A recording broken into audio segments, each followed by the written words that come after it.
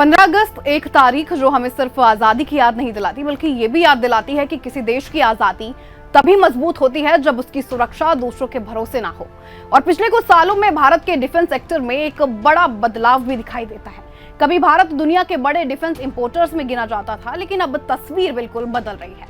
आज भारत सिर्फ हथियार खरीद नहीं रहा बल्कि फाइटर जेट बना रहा है, मिसाइल्स बना रहा है, वॉरशिप बना रहा है, ड्रोन्स और डिफेंस टेक्नोलॉजी में स्टार्टअप्स को मौका भी दे रहा है। और सबसे बड़ी बात, भारत अब अपने बनाए डिफेंस इक्विपमेंट्स को दुनिया के दूसरे देशों को भी बेच रहा है। इस पूरे बदलाव में डिफेंस मिनिस्टर राजनाथ सिंह के कार्यकाल की नीतियों और रिफॉर्म्स की बड़ी भूमिका भी रही।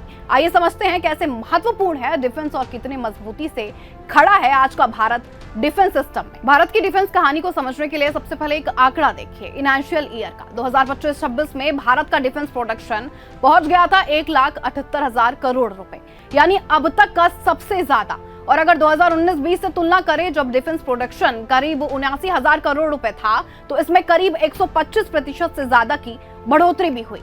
सरकारी आंकड़ों के मुताबिक 2025-26 में डिफेंस प्रोडक्शन में पिछले साल के मुकाबले भी करीब 15.6% की ग्रोथ हुई।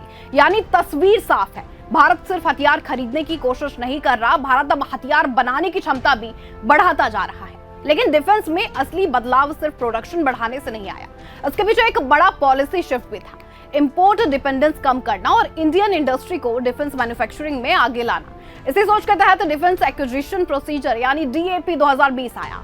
इसमें इंडिया डिजाइन्ड, इंडियन डेवलप्ड और इंडिया मैन्युफैक्चर्ड इक्विपमेंट को प्रोक्यूरमेंट में प्रायोरिटी देने की व्यवस्थाएं भी की गई। इसके साथ ही आपको बता दें, पॉजिटिव इंडिजनाइजेशन लिस्ट भी लाई गई। मतलब कुछ वेपन्स और प्लेटफॉर्म्स को तय समय के बाद विदेश से इंपोर्ट नहीं किया जाएगा और उन्हें भारत में ही बनाना इसका मकसद होगा। 2020 में पहली पॉजिटिव इंडिजनाइजेशन लिस्ट में 101 आइटम्स थे। इसके बाद आपको बता दें दूसरी और तीसरी लिस्ट भी आई और ये सिलसिला आगे इसी तरह बढ़ता गया। यानी पैसा भी बदला, डिफेंस बजट का बड़ा हिस्सा इंडियन कंपनीज के लिए। अब सवाल है, अगर हथियार भारत में बनवाने हैं तो पैसे कहां से आएंगे? यही डिफेंस प्रोक्यूरमेंट में एक बड़ा बदलाव हुआ। 2023-24 में बता दें, डिफेंस कैपिटल प्रोक्यूरमेंट बजट को 85% हिस्सा डोमेस्टिक इंडस्ट्री से खरीद के लिए ईयर मार्क किया गया। यानी आपको बता दें करीब 1 लाख करोड़ रुपए। और इसका सीधा मतलब था, सरकार सिर्फ ये नहीं कह रही थी कि भारत में बनाओ, सरकार ये भी कह रही थी कि भारत में बनाओ, हम भारत से ही खरीदेंगे।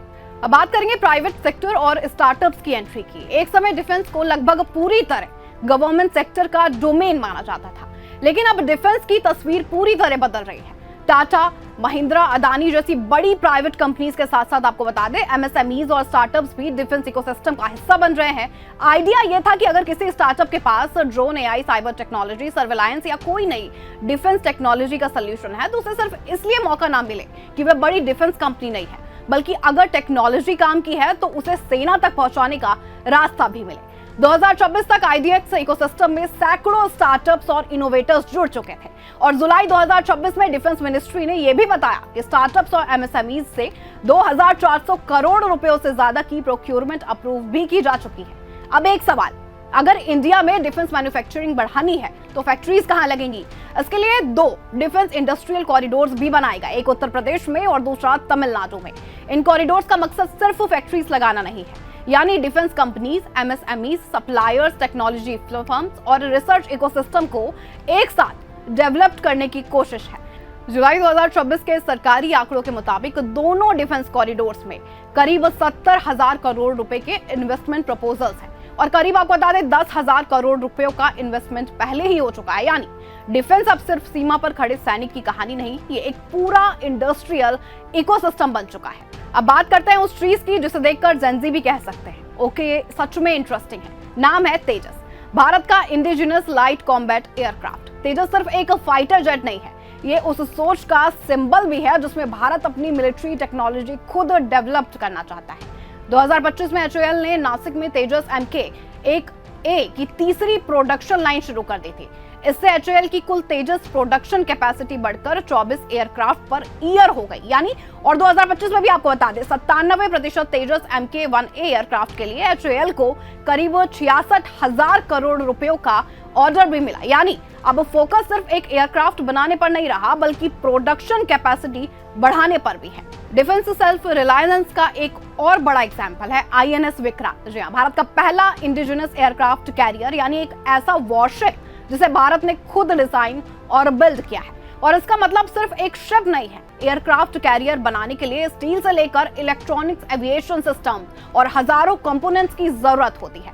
यानी एक इंडिजिनस वॉरशिप के पीछे पूरा इंडस्ट्रियल इकोसिस्टम खड़ा होता है। इसलिए डिफेंस प्रोडक्शन बढ़ाने का असर सिर्फ आर्मी पर नहीं बल्कि इंडियन मैन्युफैक्चरिंग और टेक्नोलॉजिकल इकोसिस्टम पर भी पड़ता है। आज की वॉर सिर्फ टैंक्स और राइफल्स की वॉर नहीं है। ड्रोन, एआई, साइबर, सैटेलाइट, ये सब मॉडर्न बैटलफील्ड के नए वेपन्स हैं। और इंडिया ने डिफेंस इनोवेशन में स्टार्टअप्स और प्राइवेट इंडस्ट्री को शामिल करने पर काफी जोर भी दिया। मिशन डेफ स्पेस और आपको बता दें IDX जैसे इनिशिएटिव इसी डायरेक्शन में है। यानी अगली जनरेशन का सोल्जर सिर्फ राइफल लेकर बैटलफील्ड पर नहीं होगा, उसके पीछे डेटा भी होगा, ड्रोन्स भी होंगे, सैटेलाइट इंटेलिजेंस भी होगी, AI बेस्ड सिस्टम्स भी होंगे और टेक्नोलॉजी भी होगी। इसलिए डिफेंस मॉडर्नाइजेशन का मतलब सिर्फ नया टैंक या फाइटर जेट खरीदना नहीं है। मॉडर्नाइजेशन का मतलब है पूरे बैटलफील्ड को टेक्नोलॉजी ड्रिवन बनाना। लेकिन डिफेंस रिफॉर्म्स की कहानी सिर्फ अचीवमेंट्स की कहानी नहीं है। कुछ रिफॉर्म्स पर बहस भी हुई। ऐसा ही एक बड़ा बदलाव था अग्निपथ स्कीम। 2022 में इसे लागू भी किया गया। इसके तहत युवाओं को 4 साल के लिए आर्म्ड फोर्सेज में भर्ती कराने का मॉडल शुरू किया गया। पहले साल आपको बता दें 86,000 अग्निवीर की भर्ती का लक्ष्य भी रखा गया था। सरकार का आर्गुमेंट था कि इससे आर्म्ड फोर्स का प्रोफाइल ज्यादा यंग, फिट और टेक्नोलॉजिकल अवेयर होगा। लेकिन इस स्कीम को लेकर देश में काफी डिबेट और विरोध भी हुआ। यानी डिफेंस मॉडर्नाइजेशन के इस हिस्से को समझने के लिए सिर्फ गवर्नमेंट क्लेम नहीं है बल्कि इसके प्रॉस और कॉन्स दोनों को देखना जरूरी है। डिफेंस मैन्युफैक्चरिंग में आपको बता दें एक और बड़ा स्ट्रक्चर रिफॉर्म हुआ, ऑर्डिनेंस फैक्ट्री बोर्ड यानी OFB का, जो कि कॉर्पोराइजेशन है। 2021 में पुराने OFB स्ट्रक्चर को बदलकर 7 नए डिफेंस पब्लिक सेक्टर अंडरटेकिंग्स बनाए गए। सरकार का उद्देश्य था कि इन ऑर्गेनाइजेशंस में इफिशिएंसी, अकाउंटेबिलिटी और कॉम्पिटिटिवनेस बढ़े।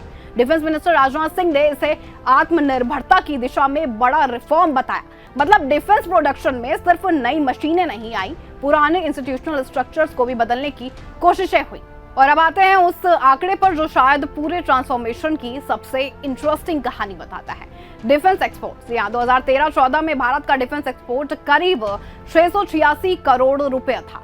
2024-25 में यह बढ़कर 23,622 करोड़ रुपए पहुंच गया और 2025-26 में 38,424 करोड़ रुपए, यानी एक साल में करीब 62.6% की ग्रोथ हुई। और आज भारतीय डिफेंस प्रोडक्ट्स 80 से ज्यादा देशों में एक्सपोर्ट्स किए जा चुके हैं।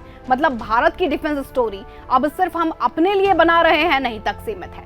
अब कहानी ये भी है कि हम दुनिया को भी बेच रहे हैं। लेकिन असली टेस्ट बैटलफील्ड पर होता है। अब डिफेंस कैपेबिलिटी का सबसे बड़ा टेस्ट सिर्फ आंकड़े नहीं होते, असल टेस्ट होता है जब देश को जरूरत पड़े तब ये सिस्टम्स कितना काम कर सकते हैं। 2025 में ऑपरेशन सिंदूर के दौरान मेड इन इंडिया वेपन्स और सिस्टम के इस्तेमाल को सरकार ने इंडिजिनस डिफेंस कैपेबिलिटी की दिशा में महत्वपूर्ण उदाहरण के तौर में पेश किया।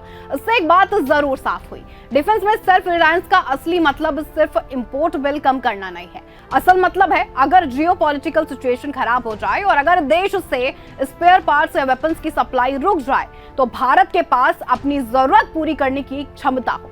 यही स्ट्रेटेजिक ऑटोनॉमी है। लेकिन यहाँ एक रियलिटी चेक भी बहुत जरूरी है। भारत ने डिफेंस में काफी प्रोग्रेस की है।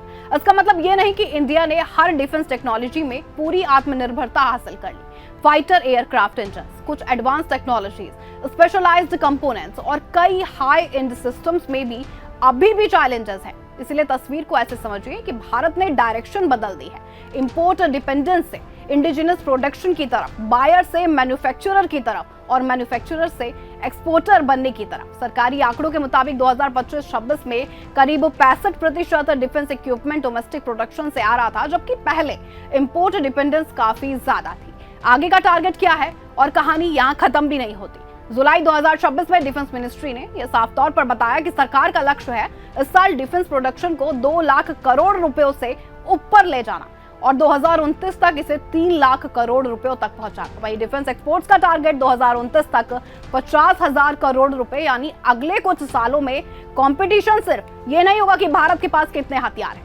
कंपटीशन ये भी होगा कि भारत कितनी एडवांस टेक्नोलॉजी खुद बना सकता है, कितनी जल्दी बना सकता है और दुनिया के कितने देशों को बेच सकता है। तो 15 अगस्त 2026 के भारत की डिफेंस स्टोरी को अगर एक लाइन में समझना हो आपको, तो कहानी सिर्फ नई मिसाइल की नहीं होगी, कहानी है नई सोच की, जहां डिफेंस में गवर्नमेंट फैक्ट्रीज के साथ प्राइवेट कंपनीज हो, प्राइवेट कंपनीज के साथ स्टार्टअप्स हो और स्टार्टअप्स के साथ साइंटिस्ट हो और इन सब के साथ एक ऐसा इकोसिस्टम बनाने की कोशिश हो जो भारत को सिर्फ सुरक्षित ही नहीं बल्कि डिफेंस टेक्नोलॉजी में ग्लोबली कॉम्पिटिटिव भी बनाए। आजादी के 80वें साल में भारत के सामने चुनौती सिर्फ अपनी सीमाओं की रक्षा करने की नहीं रही, बल्कि अगली जनरेशन की टेक्नोलॉजी में भी दुनिया के साथ कदम से कदम मिलाकर चलने की है। और डिफेंस सेक्टर में पिछले कुछ वर्षों के रिफॉर्म्स ने इस रेस की दिशा जरूर बदल दी है। अब सवाल यह है कि क्या 2029 तक भारत अपने डिफेंस प्रोडक्शन और एक्सपोर्ट के टारगेट्स हासिल कर पाएगा? इसका जवाब आने वाले कुछ साल देंगे। जय हिंद, जय भारत।